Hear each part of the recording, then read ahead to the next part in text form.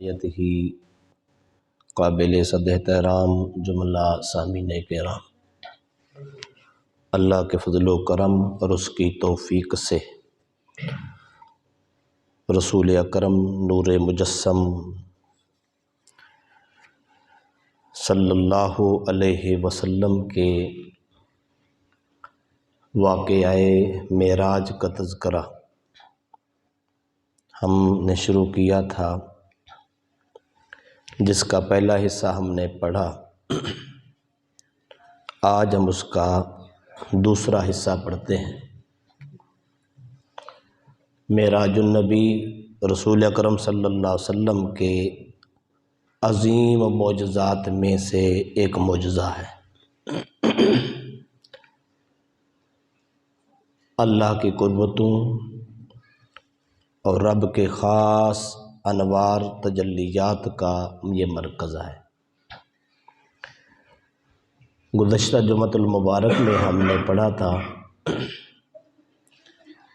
یہ معراج کو سائنس کی زبان میں حرکت کہتے ہیں۔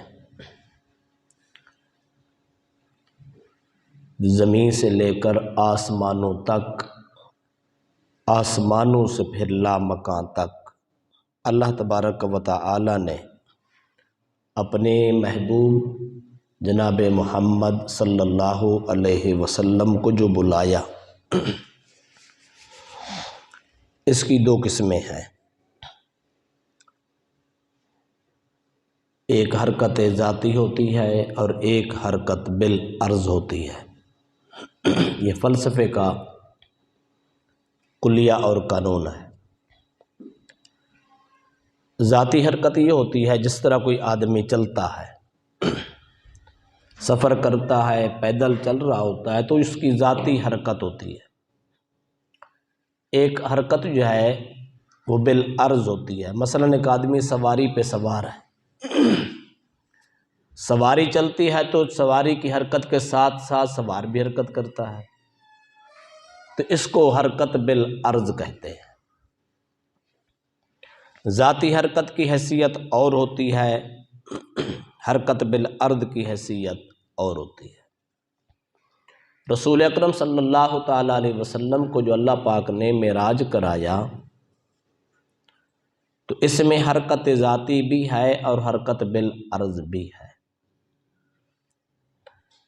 اس کو سمجھنے اور سمجھانے کے لیے علماء نے اس کے سفر کے 6 حصے بنائے ہیں۔ ان 6 حصوں سے 5 حصوں میں جو رسول اکرم صلی اللہ علیہ وسلم کی حرکت تھی وہ بالعرض تھی، وہ سواری کی حرکت، سواری کی رفتار سے آپ نے سفر کیا۔ اور جو آخری مرحلہ تھا وہ رسول اکرم صلی اللہ علیہ وسلم کی ذاتی حرکت اور ذاتی رفتار کا تھا۔ اس کو سمجھنے کے لیے اس کی تمہید کے طور پر میں آپ کو 6 کی سفر کی جو حدیں ہیں اور حصے ہیں اس کا ذکر کر دیتا ہوں۔ پہلا سفر جو تھا وہ مسجد حرام سے مسجد اقصیٰ تک ہے، یہ پہلا حصہ ہے، اور اس کی سواری براق ہے۔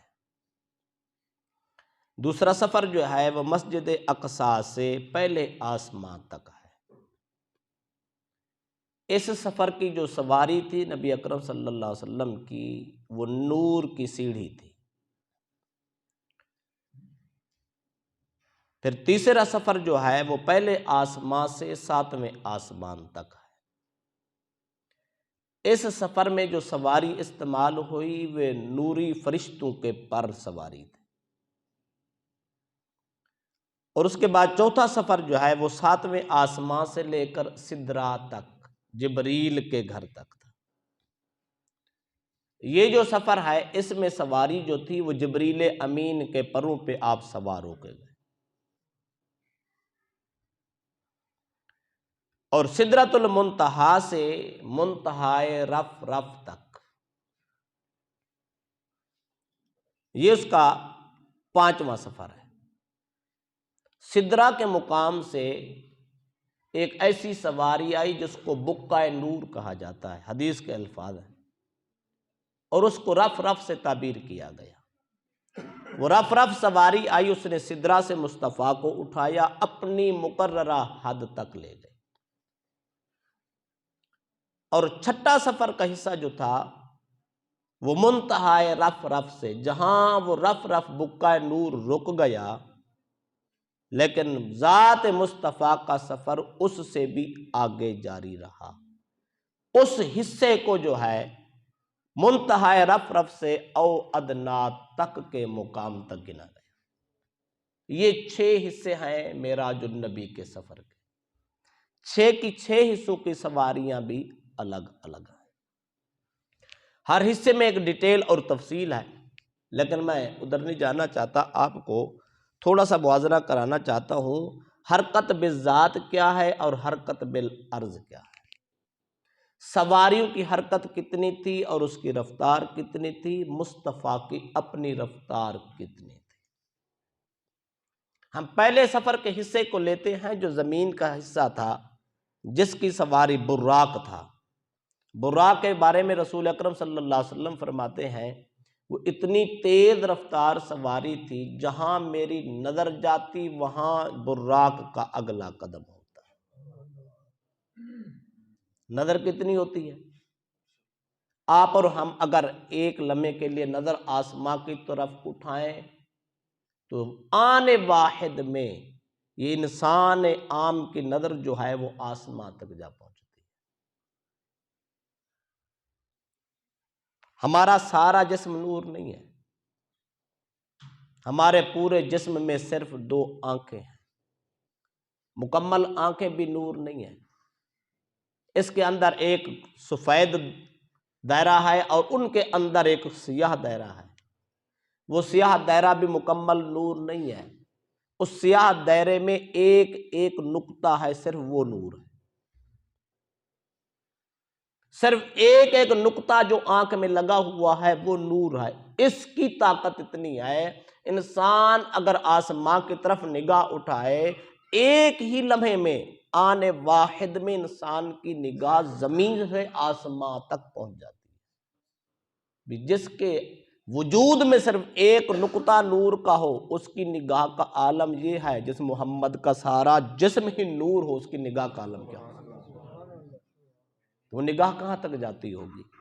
میرے نبی نے فرمایا جب میں سفر معراج پہ گیا تو جہاں میری نظر پہنچتی تھی میرے براق کا قدم وہاں ہوتا۔ اس کا مطلب ہے بہت ہی تیز رفتار سواری تھی۔ ایک اور بات کہنا چاہتا ہوں، دیکھیں اگر آدمی اتنی تیز رفتاری سے جا رہا ہو تو راستے میں اس کو کوئی ملے تو کیا خیال اس کو پہچان لے گا؟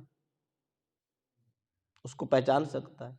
تیز رفتار سوار پاس سے گزر جاتا ہے پر اس کو پہچانا نہیں جاتا۔ پر مصطفیٰ کی معرفت کا عالم دیکھیں، میرے مصطفیٰ فرماتے جب میں سفر معراج پہ گیا، براق پہ سوار تھا، مررت بقبر موسیٰ وہو قائم یصلی فی قبرہ۔ سرکار فرماتے ہیں میں معراج کے سفر پہ جب جا رہا تھا تو میرا براق جب جناب موسیٰ کی قبر سے گزرا تو میں محمد نے دیکھا جناب موسیٰ اپنی قبر میں کھڑے حالت قیام میں صلاۃ پڑھ رہے ہیں۔ اتنی تیز رفتار سواری پہ سوار، یہ عالم دنیا پہ تھے۔ موسیٰ علیہ السلام عالم برزخ میں تھے، وہ قبر میں تھے، اگلے جہاں میں تھے۔ مصطفیٰ کی معرفت و ادراک کا عالم یہ تھا، اس جہاں میں اتنی تیز رفتار سواری پہ سوار ہو کر اس قبر میں ہونے والے حال کو بھی دیکھ رہے تھے، موسیٰ کے انداز کو دیکھ رہے تھے، جو کچھ جناب موسیٰ علیہ السلام بول رہے تھے میرا مصطفیٰ وہ بھی جان بھی رہے تھے، سن بھی رہے تھے۔ کتنا فرق ہے امتی اور نبی کا۔ تو میرے مصطفیٰ نے اتنی بڑی تیزی کے ساتھ آپ تشریف لے گئے۔ تو جب آپ مسجد اقصیٰ میں پہنچے تو آپ نے دیکھا سارے انبیاء، 1.25 لاکھ انبیاء مصطفیٰ کے استقبال کے لیے مسجد اقصیٰ میں پہلے پہنچے ہوئے تھے۔ انہی میں جناب موسیٰ علیہ السلام بھی کھڑے تھے۔ موسیٰ علیہ السلام عالم برزخ اور قبر میں بھی تھے، اتنی تیز رفتار براق پہ سوار مصطفیٰ جب مسجد اقصی میں پہنچے تو جناب موسیٰ انبیاء کے ساتھ پہلے وہاں بھی کھڑے تھے۔ ایک بات اور ایڈ کرتا ہوں پھر مسئلہ سمجھاتا ہوں۔ پھر سرکار دو علیہ وسلم کا جب اگلا سفر آسمانوں کا شروع ہوا، پہلے آسمانوں پہ انبیاء سے ملاقات ہے، دوسرے پہ ہے، تیسرے پہ ہے، چوتھے پہ ہے، ساتویں پہ ہے، بترتیب سارے آسمانوں پہ مختلف انبیاء سے ملاقاتیں ہیں اور ان کے ساتھ گفت و شنیدیں وغیرہ وغیرہ۔ دیکھیں سرکار دو عالم صلی اللہ علیہ وسلم گھر سے چلے، سارے انبیاء وفات پا چکے تھے، اپنے اپنے عالم اپنے اپنے جہاں میں تھے، پر مسجد اقصی میں مصطفیٰ سے پہلے وہاں حاضر تھے۔ اب یہاں سے سواری جب نور کی سیڑھی آتی ہے، میرے مصطفیٰ اس پہ قدم رکھتے ہیں اور سوار ہوتے ہیں، وہ نور کی سیڑھی اوپر لے کے جاتی ہے تو ہر آسمان پہ پہلے انبیاء استقبال کے لیے کھڑے ہیں۔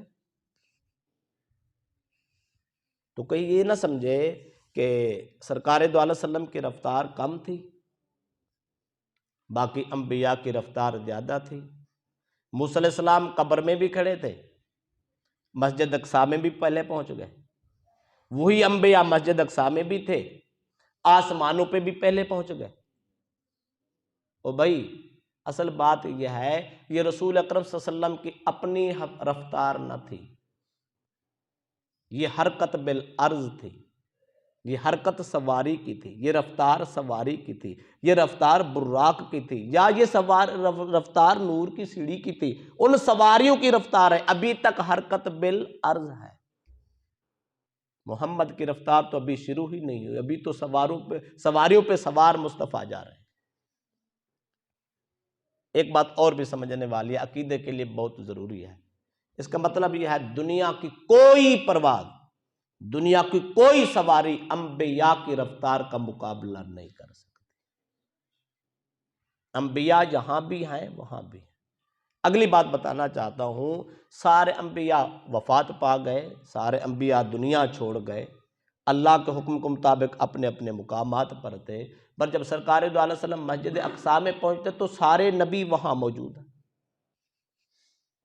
اس سے یہ ایک مسئلہ تو یہ ثابت ہوا، اللہ نے اپنے پیغمبروں کو، اپنے انبیاء کو یہ طاقت دے رکھی ہے، چاہے تو وہ عالم برزخ میں رہیں، چاہے تو وہ عالم دنیا میں بھی تشریف لے آئیں، اگر چاہے تو آسمانوں کا سفر کریں، جہاں چاہیں اس پہ ڈیرا لگا لیں۔ اگر یہ بات نہ مانے، اس کو تسلیم نہ کرے تو رسول اللہ کی صحیح حدیث کا رد ہوتا ہے۔ لہذا اس پر ایمان لانا ہوگا کہ اللہ پاک نے اپنے نبیوں کو یہ منصب عطا کر رکھا ہے۔ کسی کے ذہن میں خیال آ سکتا ہے کہ سرکار دو عالم صلی اللہ علیہ وسلم کا استقبال کرنے والے جتنے نبی تھے کیا اسی جسم کے ساتھ آئے، اپنے وجود کے ساتھ آئے؟ یہ بات قابل غور ہے، توجہ سے سننے والی ہے۔ یہ مسئلہ یاد رکھنا ہے، ساری زندگی کے لیے یاد رکھنا ہے، نسلوں کو بھی بتانا ہے تو اسی انداز میں بتانا ہے۔ جتنے انبیاء تشریف لائے جن کی وفات ہو گئی، وہ عالم برزخ میں ہیں، وہ اپنی قبروں اپنے مزارات میں موجود ہیں، اپنے وجود جسمانی کے ساتھ اپنے قبروں میں ہیں، وہیں رہیں گے، وہیں سے قیامت کو اٹھے۔ دنیاوی جسم کے ساتھ، اس بشری جسم کے ساتھ نہ کہیں جاتے ہیں نہ کہیں آتے ہیں۔ تو پھر یہ مسجد عالم برزخ میں موسیٰ علیہ السلام کھڑے تھے، پھر مسجد اقصی میں آئے انبیاء، پھر آسمانوں پہ ملے، تو وہ کون سا جسم تھا؟ اس کو کہتے ہیں جسم مثالی۔ اس کو قرآن سے میں مثال دے دیتا ہوں۔ حضرت مریم علیہ السلام کے ہاں جب اللہ پاک نے عیسیٰ علیہ السلام کی پیدائش کا سلسلہ بنانا تھا تو اللہ تعالیٰ نے جبریل کو بھیجا، جو نوریوں کا استاد تھا، نور سے بنا ہوا تھا، وجود بھی نور، صورت بھی نور، سوچ بھی نور، گفتار بھی نور، رفتار بھی نور، جو نور ہی نور تھا۔ جبریل کو بھیجا جناب حضرت مریم کے کمرے میں، آپ دروازے کے سامنے کھڑے ہو کے کہنے لگے کہ میں آپ کو اللہ کے حکم سے بیٹا دینے آیا ہوں۔ انہوں نے کہا میں نے تو شادی نہیں کی وغیرہ وغیرہ۔ آخر انہوں نے پھونک ماری، اللہ کی قدرت سے بغیر باپ کے بیٹے کا سلسلہ شروع ہو گیا، پیدا ہوئے۔ تو قرآن اس منظر کو جب بیان کرتا ہے تو قرآن کہتا ہے فَتَمَثَّلَ لَهُ بَشَرًا سَوِيًّا، اللہ فرماتا ہے ہم نے جبریل کو ایک مثالی جسم دے کر انسان بنا کے کھڑا کر دیا۔ یہ بات سوچنے والی ہے۔ جبریل نور تھا، اس کو اللہ پاک نے فتمثل لہا بشرا سویا، اللہ نے اس کے بشری لباس کی تمثیل اور مثالی جسم عطا کر کے بھیج دیا۔ جو خدا جبریل کو مثالی جسم دے سکتا ہے وہ انبیاء کو بھی مثالی جسم دے سکتا ہے۔ وہ بشری اور جسمانی جو یہ جسم موجود جو انبیاء کا دنیا میں تھا وہ اپنی مزارات میں ہے، وہی محفوظ ہے۔ اللہ پاک ان روحوں کو اسنی کے مطابق جسم مثالی عطا کرتا ہے۔ اس مثالی جسم سے اللہ کا پیغمبر جہاں چاہے، جس وقت چاہے، جس کے خواب میں جانا چاہے، جس کو بیداری میں ملنا چاہے، اللہ کا نبی جس کو شرف عطا کرنا چاہے، اللہ کا پیغمبر چاہے تو عالم برزخ میں رہے، اللہ کا پیغمبر چاہے تو مسجد اقصی میں آ جائے، اللہ کا نبی چاہے تو وہ آسمانوں پہ چلا جائے۔ اللہ کا نبی مثالی جسم کے ساتھ ہر جگہ آ بھی سکتا ہے، جا بھی سکتا ہے۔ یہ واقعہ معراج اس بات کی تصدیق کرتا۔ تو تاجدار کنا صلی اللہ علیہ وسلم جب وہاں سے چلے، مسجد اقصی میں پہنچے، انبیاء نے استقبال کیا، آپ نے نماز پڑھائی، سب کے امام بنے، سارے انبیاء پیچھے کھڑے۔ اس کی تفصیلات میں نہیں جاتا، میں آگے جانا چاہتا ہوں، ان کی تفصیلات پھر ڈیٹیل سے ہم پڑھیں گے۔ آگے کیا ہوا؟ سرکار نے اگلا سفر شروع کیا، نور کی سیڑھی آئی، آپ نے اس پہ قدم رکھا، آپ آسمان اول پہ پہنچے۔ دروازہ کھلوایا گیا، دستک دی گئی، آواز آئی، سوال جواب ہوئے، دروازہ کھلا، سرکار آگے تشریف لے گئے۔ پھر اگلا سفر شروع ہوا، پھر فرشتوں کے پروں پہ آپ نے سواری کی، پھر چلتے چلتے 7ویں آسمان پہ پہنچے۔ 7ویں آسمان کے آگے وہ فرشتے رک گئے، جبریل نے پر پھیلائے، میرے مصطفیٰ کی سواری بن گئے۔ سرکار نے ان کے پروں پہ سواری کی، سدرہ تک جا پہنچے۔ اس سدرہ کو کہتے ہیں سدرۃ المنتہا۔ منتہا کا مطلب ہوتا ہے جہاں انتہا ہو جائے، اینڈ ہو جائے، اس سے آگے مخلوق کی پرواز نہیں ہے، آگے عالم امر شروع ہو جاتا ہے۔ مخلوق سے پیچھے پیچھے ہے اور نیچے نیچے ہے، اس سے اوپر عام مخلوق نہیں۔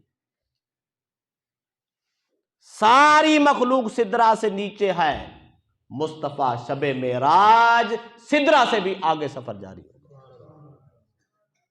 تو جب یہاں تک پہنچے، آگے ایک بکہ نور آئے، چونکہ عالم نور تھا، نور کا جہاں تھا، عالم امر تھا، اس کا سلسلہ شروع ہو گیا، سواری بھی چینج ہو گئی۔ اب سواری جو بکہ نور آیا، جس کو رف رف کہتے ہیں، سرکار فرماتے رف رف نے مجھے اٹھایا، رف رف مجھے لے کر گیا۔ تو کیسے لے کر گیا؟ رف رف کی رفتار کیا تھی؟ ایک اور بات بتا دے تو یہ بات آسانی سے سمجھ آ جائے گی۔ یہ جتنی سواریاں پڑھیں، براق تھا، نور کی سیڑھی تھی، فرشتوں کی سواری، جبریل کی سواری، یہ ساری ایک دوسرے سے تیز تھیں۔ جبریل کی رفتار میں نے اندازہ آپ کو بتا دیا، نور کی سیڑھی کی رفتار اس سے زیادہ تھی، فرشتوں کی پرواز اس سے زیادہ تھی، جبریل کی رفتار اس سے بھی زیادہ تھی، اور رف رف کی رفتار ان سب سے زیادہ تھی۔ جب سرکار اس سواری پہ سوار ہوتے ہیں، اعلیٰ حضرت نے اس کا منظر بیان کیا ہے۔ اعلیٰ حضرت فرماتے ہیں رف رف تیرا فر فر گیا، تاہفت می گوہر گیا۔ محبوب جب تو رف رف پہ سوار تھا تو تیرا رف رف اتنی تیزی سے گیا، سارے سفر طے کر گیا، 7 فلک کر طے گیا، کیا بتائیں کیا کر گیا۔ اب آگے عقل کام نہیں کرتی، کیا کہاں سے کہاں تک گیا۔ اعلیٰ حضرت فرماتے ہیں اب ہم کیا بتائیں، آگے کیا ہوا، جانے والا بتائے یا لے جانے والا بتائے، ہمیں تو اگلی بات کی خبر ہی نہیں۔ تو آگے فرماتے ہیں جہاں رف رف کی بس ہو گئی، وہ سواری رک گئی، اس نے جواب دے دیا، جس طرح جبریل نے سدرہ پہ جواب دے دیا، رف رف نے بھی ایک مقام پہ جواب دے دیا۔ اگلی بات سننے والی ہے۔ سرکار دو علیہ وسلم فرماتے جب رف رف رکا تو میں وہاں ٹھہر گیا۔ جب ٹھہرا تو کیا حال تھا؟ کچھ لوگ کہتے ہیں کملی والے جب عرش پہ گئے تو جوڑو سمیت گئے، یہ بات غلط ہے۔ اعلیٰ حضرت عظیم البرکت امام احمد رضا خان بریلوی رحمۃ اللہ علیہ نے اس کا رد کیا۔ وہ فرماتے ایسا نہیں ہے، تھوڑا سا غور کریں، اس بات کو سمجھیں، نزاکت کو سمجھیں۔ مقام قرب خدا کا ہو، عرش الہی ہو، وہاں جانا ہو، کیا ادب کا اتنی بھی تقدس نہیں ہے؟ مصطفیٰ اپنی نالین مبارک سمیت چلے گئے۔ آپ اور ہم مسجد میں آتے ہیں تو کیا کرتے ہیں؟ جوتے کہاں اتارتے ہیں؟ جوتے باہر اتارتے ہیں۔ کیوں؟ ہمیں پتہ ہے یہ مقدس جگہ ہے۔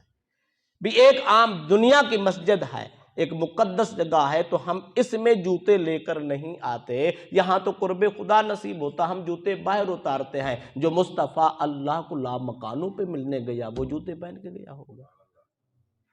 فرمایا اللہ کے نبی جوتے پہن کے نہیں، نالین مبارک اتار کے گئے۔ کیوں؟ ادب اس بارگاہ کا اتنا تھا۔ اب کیسے گئے؟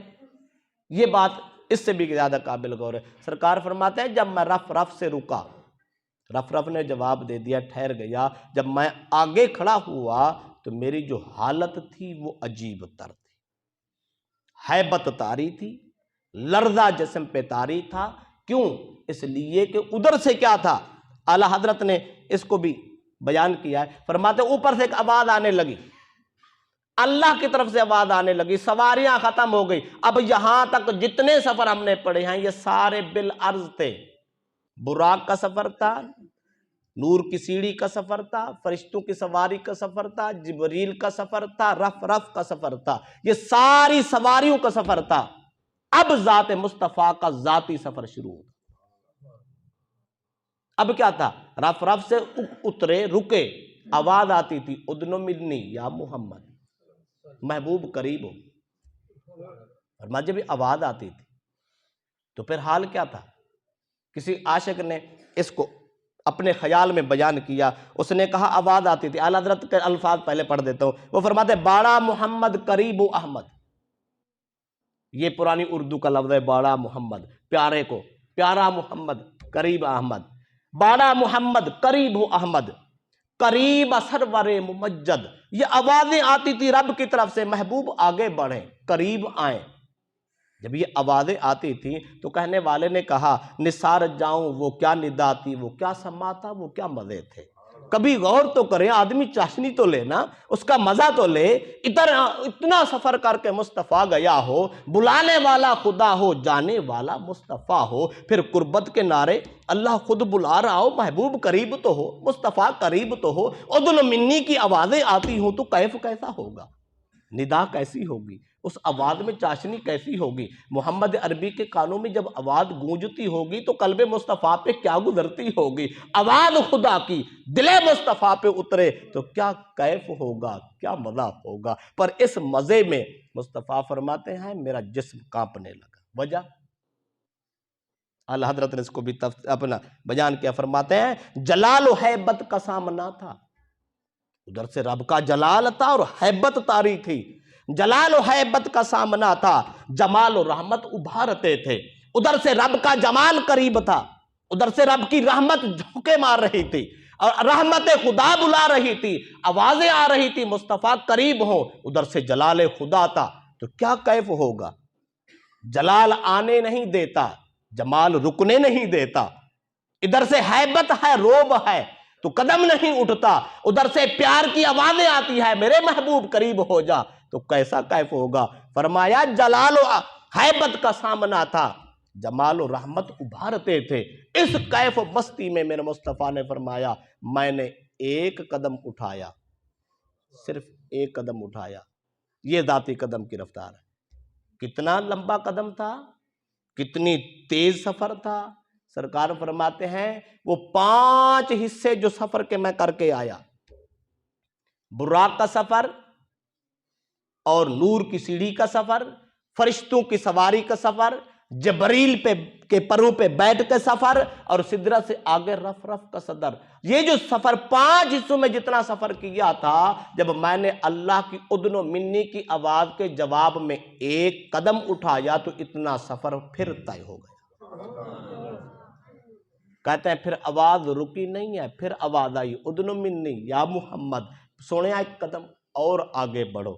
فرماتے ہیں میں نے جب دوسرا قدم اٹھایا تو پھر یہ جو 6 حصے سفر کے تھے یہ سارے حصوں برابر اور میرے پہلے قدم کے سفر کے برابر دوسرے قدم، یہ سارا سفر پھر سمٹ گیا۔ اب رفتار بڑھتی گئی، سفر بڑھتا گیا، رفتار تیز ہوتی گئی۔ سرکار فرماتے ہیں رب کا یہ بیان ادن منی یا محمد 70,000 بار خطاب ہوا ہے، تو 70,000 قدم مصطفیٰ نے اٹھائے ہیں۔ جب یہ 70,000 قدم اٹھائے ہیں تو پھر رب کا وہ قرب آیا جس کو قرآن سورۃ النجم میں کہتا ہے ثم دنا فتدلی، وہ قریب ہوئے پھر مزید قریب ہوئے۔ امام شرانی نے کمال کر دیا، وہ فرماتے جب مصطفیٰ نیچے سے گئے ثم دنا کے مقام پہ پہنچے تو پھر اس کا معنی یہ تھا، اللہ کی طرف سے ایک اور آواز آتی کیف یا محمد ان ربک یصلی الیک، محبوب تو اتنا دور سے سفر کر کے آیا ہے، اب محبوب کیف یا محمد میرے مصطفیٰ تو ٹھہر جا، اب تیرا رب اپنی قدرت سے تیرے قریب ہونا چاہتا۔ ادھر سے مصطفیٰ کا قرب تھا، ادھر سے خدا کا قرب تھا، یہ ملاقات کے لمحات تھے، یہ قربتوں کے جلوے تھے، اور رب کا قرب ہوتا گیا، قریبی ہوتی گئی، اور یہ قریب ہوتے ہوتے ہوتے جب اتنو ملنی 70,000 بار یہ آواز آئی، 70,000 قدم اٹھائے تو پھر اس مقام پہ جا پہنچے جس کو قرآن کہتا ہے فَكَانَ قَابَ قَوْسَيْنِ أَوْ أَدْنَىٰ۔ اب یہ قوسین کیا ہے، کمان کیا ہے، زندگی باقی